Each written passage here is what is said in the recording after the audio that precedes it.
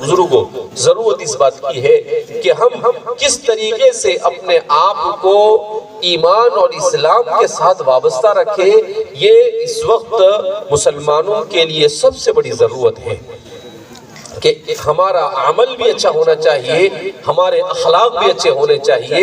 ایک روایت میں اللہ کے رسول صلی اللہ علیہ وسلم نے ارشاد فرمایا کہ ایک عورت بڑی پارسا تھی، راتوں میں عبادت کرتی تھی، دن میں روزے رکھتی تھی، مگر جب اس کا انتقال ہوا تو اسے جہنم میں ڈھکیل دیا گیا۔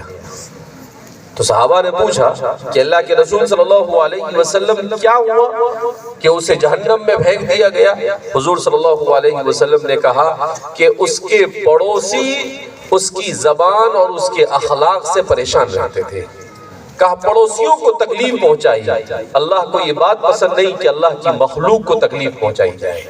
تو اس لیے فرماتے ہیں کہ انسان کو اس چیز سے، آج ہمارے معاشرے میں سب سے زیادہ کمی اگر کسی چیز کی ہے تو وہ اخلاق کی کمی ہے۔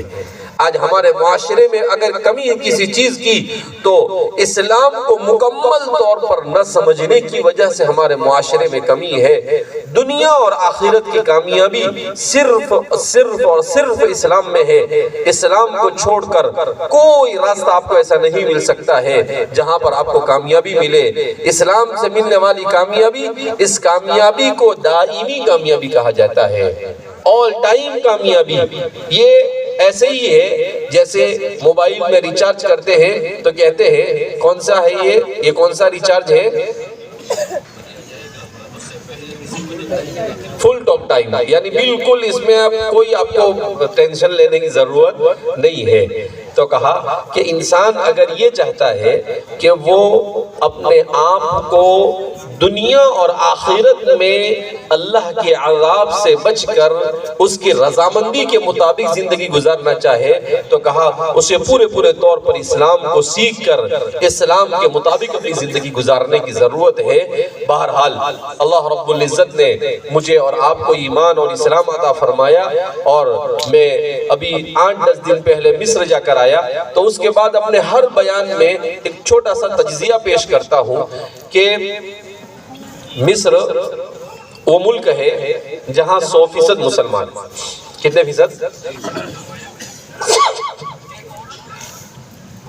100% لوگ مسلمان۔ میں مصر گیا، پہلی بار گیا، میں نے مصر میں اسلام کو نہیں دیکھا۔ مصر میں کس کو نہیں دیکھا؟ اسلام کو نہیں دیکھا۔ میں اسلام کو ڈھونڈ رہا تھا وہاں پر کہ کہیں اسلام نظر آئے، مگر کہیں اسلام نظر نہیں آ رہا۔ کیوں؟ اس لیے کہ انہوں نے اسلام کے ساتھ کمپرومائز کیا۔ کیا کیا؟ اسلام کے ساتھ کمپرومائز کیا، مصالحت۔ کیسے مصالحت؟ کہ اسلام کو اپنی مرضی کے مطابق ڈھالنے کی کوشش کی، اسلام کو اپنی مرضی کے مطابق ڈھالنے کی کوشش کی۔ اگر ہمارے یہاں پر کوئی حافظ صاحب داڑھی کاٹ لے وے تو لوگ کیا بولتے ہیں؟ او حافظ صاحب شرم ورم آتی ہے کہ نہیں؟ حافظ صاحب ہو کے، مولانا صاحب ہو کے جماعت میں ایک چلہ لگا کے، جماعت میں چلہ بھی لگا دیا تو لوگ کہتے ہیں۔ مگر وہاں پر صورتحال یہ ہے کہ وہاں کا امام، وہاں کا قاری، وہاں کا عالم صرف داڑھی کاٹتے نہیں، پوری مونڈ دیتے ہیں۔ بہرحال تو عجیب صورتحال ہے، بہت کم، یعنی ہزاروں لوگوں میں مشکل سے اکا دکا آپ کو ایسا ملے کہ جس کے چہرے پر داڑھی ہو، ہزاروں میں۔ عورتوں میں دیکھو تو بے پردگی، مکمل پردہ تو 2-3 دن میں وہاں پر رہا، 1-2 عورت شاید ایسی نظر سے گزری ہو جس نے مکمل پردہ کیا ہو۔ اسی لیے تو میں کہہ رہا ہوں کہ میں اسلام کو ڈھونڈ رہا تھا وہاں پر، مگر وہ کہیں نظر نہیں آ رہا۔ تو مجھے یاد آیا ہمارے علماء۔ کون یاد آئے؟ ہمارے علماء، کیونکہ تاریخ پڑھ رکھی تھی۔ میں نے مصر کے بارے میں بھی پڑھا تھا، حضرت مولانا علی میاں ندوی نے مستقل عربی میں ایک کتاب لکھی تھی، یا مصرہ، اے مصر، اس کی یہی صورتحال دیکھ کر اور ایسی قوم اللہ نے اسلام جیسی عظیم نعمت عطا فرمائی، مگر وہاں پر فرعونی تہذیب کو زندہ کرنے کو اپنے لیے وہ فخر کی بات سمجھ رہے ہیں۔ وہ تہذیب، فرعونی تہذیب، جس فرعون کو ڈبونے کا اللہ نے قرآن میں اعلان کیا، اس کی فوٹو اور اس کی تصویریں اور اس کے بڑے بڑے اسٹیچو بنے ہوئے، اور ان کی کرنسی نوٹ کے اوپر ہر جگہ پر ان کے فوٹو بنے ہوئے۔ ہمارے علماء کیوں آ جائے کہ دنیا میں 4 خطے ایسے ہیں کہ آج سے تقریباً 300 سال پہلے وہاں پر اسلام اور مسلمانوں کو کمزور کرنے یا اسلام سے ختم کرنے کی کوشش کی گئی۔ اس میں مصر سب سے پہلے ہے، اس کے بعد دوسرے نمبر پر ہمارے ہندوستان، تیسرے نمبر پر ترکی، اور چوتھے نمبر پر حجاز مقدس، حرمین شریفین۔ ان چاروں جگہوں پر انگریزوں نے اپنی پوری طاقت لگا کر اسلام کو جڑ سے اکھاڑنے کی ہر ممکن کوشش کی۔ اس کے رد عمل کے طور پر ہر جگہ پر کچھ ایسی تحریکیں، کچھ ایسے لوگ کھڑے ہوئے جنہوں نے اسلام کا دفاع کیا، اسلام کو بچانے کی کوشش کی۔ ہندوستان میں بھی ایسا ہوا، حجاز مقدس میں بھی ایسا ہوا، مصر میں بھی ایسا ہوا، ترکی میں بھی ایسا ہوا۔ ہم یہ نہیں کہتے ہیں کہ مصر میں وہ ناکام ہو گئے، ترکی میں وہ ناکام ہو گئے، حجاز میں وہ ناکام ہو گئے، نہیں، وہ کامیاب ہوئے، مگر ان کی کامیابی کا تناسب اور پرسنٹیج کم ہوتا ہے، 30%، 20%، 10% جیسا۔ ہندوستان میں بھی علماء نے محنت کی اور یہاں پر بھی اسلام اور مسلمانوں کو بچانے کی کوشش کی، اور یہاں کا جب ریزلٹ آیا تو 70%۔ ماشاءاللہ۔ کتنے پرسنٹ آیا؟ 70%۔ کہا کہ کیسے آیا؟ جبکہ ان ملکوں میں مسلمان 100%، حکمران مسلمان، عوام مسلمان، سب مسلمان، مگر پھر بھی وہاں ریزلٹ کم، اور یہاں پر اسلام کا ریزلٹ زیادہ۔ ایسا کیوں؟ تو میں نے اس پر سوچا تو سمجھ میں آیا کہ ان سب جگہوں پر اسلام کو سیاسی راستے سے بچانے کی کوشش کی گئی، اور ہمارے ہندوستان میں چونکہ مسلمان حکومت کا زوال ہو چکا تھا، انگریز کا تسلط ہو چکا تھا، لہذا اس بنا پر یہاں کے علماء نے اپنے بلبوتے پر معاشرے کے ہر فرد میں دین کو زندہ رکھنے کی کوشش کی۔ صرف کوشش کر نہیں چھوڑ گئے، سب سے پہلے تو اللہ کی طرف رجوع کیا، اللہ سے مانگا کہ اللہ ہندوستان میں اسلام اور مسلمانوں کی بقا کی شکلیں پیدا فرما، اور پھر اس کے بعد مدارس قائم کیے، اس کے بعد مکاتب قائم کیے، اس کے بعد دعوت و تبلیغ کا کام شروع ہوا، اور خانقاہی نظام کو زندہ رکھا گیا۔ ان 4 چیزوں نے مل کر یہ اسلام کو یہاں زندہ رکھا ہے۔ اگر مدارس نہ ہوتے تو علماء نہ ملتے، علماء نہ ملتے تو مکاتب نہ چلتے، مکاتب نہ چلتے تو دعوت و تبلیغ کا مشن کامیاب نہ ہوتا، خانقاہی نظام نہ ہوتا تو تزکیہ نفس باقی نہ رہتا۔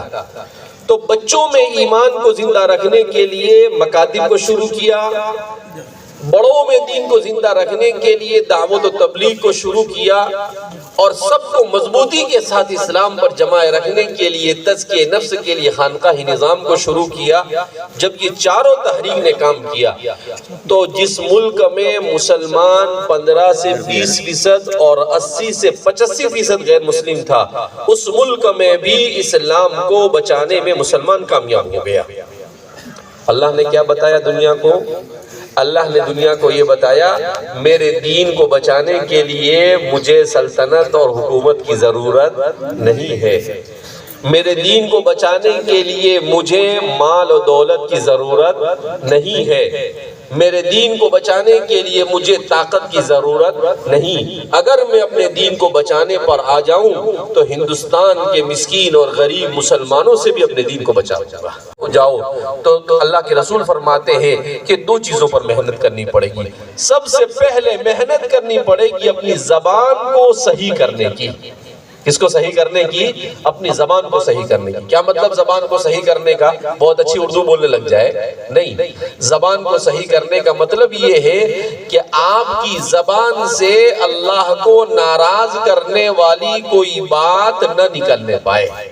آپ کی زبان سے گالی نہیں نکلنی چاہیے، آپ کی زبان سے کسی کو تکلیف پہنچے ایسے کلمات نہیں نکلنے چاہیے، آپ کی زبان سے کسی کے لیے بدتمیزی کی بات نہیں ہونی چاہیے۔ آپ اپنی زبان، کہا جب زبان کے اوپر کنٹرول آتا ہے اس کا اثر دل پر ہوتا ہے، اللہ رب العزت اس کے دل کے اندر میں نور پیدا کرتا ہے، اور جب دل میں نور پیدا ہوتا ہے تو پھر وہ ایمان کے اوپر جم جاتا ہے، پھر دنیا کی کوئی طاقت اس کو ایمان سے ڈگمگا سکتی نہیں ہے۔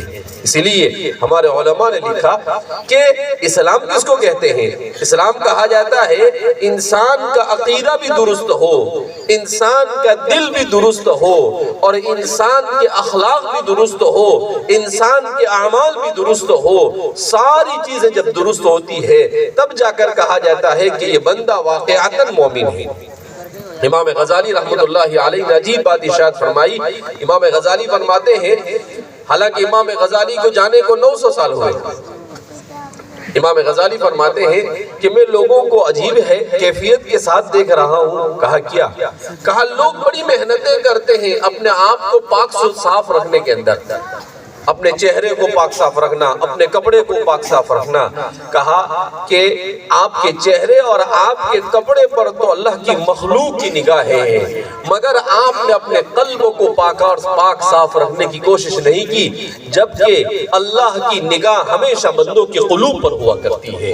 تو کہا کہ آپ نے اپنے قلب کو پاک صاف رکھنے کی کوشش نہیں کی، آپ کے قلب میں کینہ نہیں ہونا چاہیے، آپ کے قلب میں حسد نہیں ہونا چاہیے، آپ کے قلب میں کسی کے بارے میں کوئی برائی نہیں ہونی چاہیے، آپ کا دل صاف ہونا چاہیے۔ سیدنا حضرت معاذ بن جبل رضی اللہ تعالیٰ عنہ فرماتے ہیں کہ ایک مرتبہ اس صحابی اللہ کے رسول صلی اللہ علیہ وسلم کی خدمت میں تشریف لا رہے تھے، وہ تھوڑے دور تھے۔ حضور نے کہا کہ بھئی جو شخص یہ چاہے کہ کسی جنتی کو دیکھے تو وہ سامنے آنے والے آدمی کو دیکھ لے، یہ جنتی ہے۔ حضرت معاذ بن جبل کہتے ہیں مجھے جستجی ہوئی کہ آخر اس کا کون سا عمل ایسا ہے جو اللہ کے رسول نے اس کے لیے جنت کی بشارت دے دی۔ حضور فرما رہے ہیں کہ زمین پر چلتا ہوا اگر چلتا پھرتا جنتی کوئی دیکھنا چاہے تو اسے دیکھ لے۔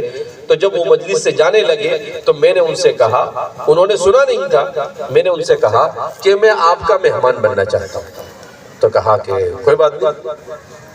کہا میں ان کا مہمان اس لیے بننا چاہ رہا تھا تاکہ میں دیکھوں وہ کون سا عمل کرتے ہیں جس عمل کی وجہ سے انہیں اللہ کے رسول صلی اللہ علیہ وسلم نے جنت کی بشارت عطا فرمائی۔ تو میں گیا، رات میں ان کے یہاں پر سویا، سونے کا بہانہ کر گیا تھا، میں سویا نہیں۔ میں نے دیکھا کہ میں جہاں سویا تھا وہیں پر وہ بھی سوئے، کوئی بہت زیادہ عبادت کی نہیں انہوں نے۔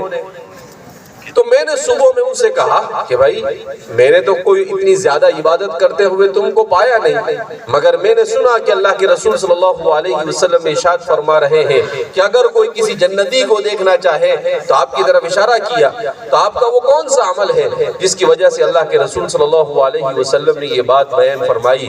تو وہ صحابی کہنے لگے کہ مجھے تو کوئی اتنا خاص عمل معلوم نہیں، مگر ایک عمل ضرور ہے میرا، وہ یہ کہ میرا دل پاک اور صاف ہے، میرے دل میں کبھی کسی کے بارے میں کینہ اور حسد نہیں، میرے دل میں کبھی کسی کے بارے میں کوئی برائی نہیں، میں ہمیشہ لوگوں کے ساتھ حسن ظن رکھتا ہوں، اچھا گمان رکھتا ہوں، اور کبھی کسی کے بارے میں دل میں کھوٹ نہیں لاتا ہوں۔ تو فرماتے ہیں کہ بس آپ کا یہی عمل آپ کے جنتی ہونے کے لیے، قرآن کریم میں بھی اللہ ارشاد فرماتے ہیں اِلَّا مَنْ أَتَى اللَّهَ بِقَلْبٍ سَلِيمٍ، کہ کل قیامت کے دن جنت اسی کو ملے گی جو قلب سلیم کے ساتھ اللہ کے پاس حاضر ہوگا۔ جس کا قلب سلیم نہیں ہوگا تو فرماتے ہیں کہ اس کو جنت میں ڈائریکٹ انٹری نہیں ملے گی۔ پھر ذوالفقار صاحب نقشبندی کوئی جگہ پر فرماتے ہیں کہ جس کے دل کے اندر میں گندگی ہوگی، کینہ کپٹ اور کھوٹ ہوگی، ایسے لوگوں کو جنت میں جانے سے پہلے ایک روایت میں آتا ہے کہ ایک نہر کے اندر میں غوطہ لگانے کو کہا جائے گا، ان کا دل صاف ہو جائے گا، پھر اس کے بعد ان کو جنت میں داخل ہونے کا حکم دیا جائے گا۔ میرے اور آپ پر رسول اللہ صلی اللہ علیہ وسلم کا جو آپ صلی اللہ علیہ وسلم کا جو حق ہے، اس حق کو ہم کبھی نہیں ادا کر سکتے ہیں۔ اتنا حق ہے کہ اللہ کے رسول صلی اللہ علیہ وسلم کے حق کا 10واں حصہ بھی ادا کرنا یہ میرے اور آپ کے بس سے باہر ہے، اس لیے کہ قرآن کریم کے نزول کے وقت وحی کی صورت میں رسول اللہ صلی اللہ علیہ وسلم نے جس بوجھ کو اٹھایا ہے، اس بوجھ کو انسان تو کیا پہاڑ بھی نہیں اٹھا سکتا تھا۔ پہاڑ نہیں، پوری روئے زمین کے لوہے کو بھی جمع کر دیا جاتا، پورے روئے زمین کے فولاد کو جمع کر دیا جاتا، پورے روئے زمین کی طاقتور چیزوں کو جمع کر دیا جاتا، اور ان پر بھی اگر اس وحی کو نازل کیا جاتا تو وہ بھی اسے برداشت نہیں کر سکتے تھے۔ مگر قربان جائیے میرے اور آپ کے آقا پر کہ میرے اور آپ کے خاطر انہوں نے ان تمام چیزوں کو برداشت کیا۔ سیدنا حضرت زید رضی اللہ تعالیٰ عنہ فرماتے ہیں کہ ایک مرتبہ اللہ کے رسول صلی اللہ علیہ وسلم کے اوپر وحی کا نزول ہوا۔ کتنا نزول ہوا؟ صرف 2 جملے نازل ہوئے، بلکہ ایک جملہ اور 2 کلمے نازل ہوئے، من الفجر، من اور الفجر، یہ 2 ہی۔ اور فرماتے ہیں کہ اللہ کے رسول صلی اللہ علیہ وسلم میرے ران پر سر رکھ کر آرام فرما رہے تھے، کوئی چیز ایسی نہیں تھی، میں اور آپ کے رسول نے لگزریس لائف نہیں گزاری، بڑی سادہ زندگی گزاری، تکیہ نہیں تھا، تو میرے ران پر آپ نے پاؤں رکھ کر آپ سو رہے تھے، تھکے ہوئے تھے، ہم سفر میں تھے، صرف اتنا نازل ہوا من الفجری۔ تو فرماتے ہیں مجھے ایسا محسوس ہوا کہ میرے پاؤں کی، میرے ران کی ہڈی ٹوٹ کر ریزہ ریزہ ہو گئی۔ صرف من الفجر 2 کلمے کے نزول پر اگر زید کا یہ حال ہو سکتا ہے تو اس رسول نے کیسے برداشت کیا ہوگا جس رسول پر 114 سورتیں نازل ہوئی، 800 سے زائد صفحات کا قرآن نازل ہوا، اور اتنی عظیم کتاب کا نزول ہوا۔ اسی لیے ماں عائشہ صدیقہ رضی اللہ تعالیٰ عنہ فرماتی تھی کہ اللہ کے رسول صلی اللہ علیہ وسلم پر وحی کا نزول ہوتا تھا اور سخت ٹھنڈی ہوتی تھی، اور اس موسم میں آپ پر جو وحی کا نزول ہوتا تھا تو آپ پسینے سے شرابور ہو جاتے تھے، حالانکہ ایسی سخت ٹھنڈی ہوتی تھی کہ جس کو ہم برداشت بھی نہیں کر سکتے تھے، مگر آپ کی پیشانی مبارک، آپ کی جبین مبارک، یہ آپ پسینے سے تر ہو جاتی تھی، آپ کے بدن سے پسینہ ٹپکتا تھا، ایسی آپ صلی اللہ علیہ وسلم کی کیفیت ہوتی تھی۔ اسی لیے امت کو کہا گیا کہ اے امت، تمہارے اور میرے لیے جس رسول نے اتنی مشقتیں برداشت کی ہو، اس رسول کا حق یہ بنتا ہے کہ اللہ رب العزت نے کہا ان اللہ و ملائکتہ یصلون علی النبی یا ایہا الذین آمنوا صلوا علیہ وسلموا تسلیما، کہ اے مومنو، اللہ اور ملائکہ جس ہستی پر درود بھیجتے ہو تم پر تو زیادہ حق بنتا ہے کہ تم ان پر درود بھیجو۔ اسی لیے ہمارے علماء نے لکھا ہے کہ دنیا میں ایک عبادت ایسی ہے کہ اس عبادت کو اگر ریاکاری کے ساتھ بھی کیا جاوے تب بھی وہ قبول ہوتی ہے، اور وہ ہے درود والی عبادت، کہ آپ درود پڑھ رہے ہیں اپنی زبان سے، اگر آپ ریاکاری کے ساتھ بھی پڑھیں گے تو کہا تب بھی اللہ قبول کرے گا۔ کیوں؟ اس لیے کہ درود کا مطلب یہ ہوتا ہے کہ آپ اللہ سے یہ کہتے ہیں کہ اللہ میں ادنا سا امتی ہوں، یہ میری طرف سے تحفہ ہے، میرے حبیب تک پہنچا دے۔ تو اللہ رب العزت نے تو اللہ کے رسول کو اپنا حبیب بنایا ہے، تو کیا میرا اور آپ کا بھیجا جانے والا یہ تحفہ اللہ اپنے رسول تک نہیں پہنچائیں گے؟ کہا دکھاوے کے لیے بھی درود پڑھا جاوے تب بھی اللہ اس پر اجر عطا فرماتا ہے۔ کہا یہ عبادت ایسی ہے جو ریا کے ساتھ بھی قبول کر لی جاتی ہے، لیکن آج ہمارا حال یہ ہے کہ ہم کو نہ قرآن پڑھنے کا وقت ہے، نہ درود پڑھنے کا وقت ہے، اور نہ ہمارے پاس اللہ کی کتاب کو سمجھنے کا وقت ہے، جبکہ جس دور سے میں اور آپ گزر رہے ہیں یہ انتہائی نازک دور ہے۔ اس دور کا سب سے بڑا چیلنج یہ ہے کہ انسان اگر اسے ایمان ملا ہے تو اپنے ایمان کو موت تک بچا کر لے جائے۔ یہ اس زمانے کا سب سے بڑا چیلنج ہے کہ کس طرح سے ہم اپنے ایمان کو بچائیں۔ کل میں ایک مضمون پڑھ رہا تھا، اس میں لکھا تھا کہ یورپ میں بہت سارے ملک ایسے ہیں کہ ان ملکوں میں 50% سے زیادہ لوگوں نے عیسائیت کو چھوڑ دیا اور الحاد اور بے دینی اور ایتھیزم کو اختیار کر لیا.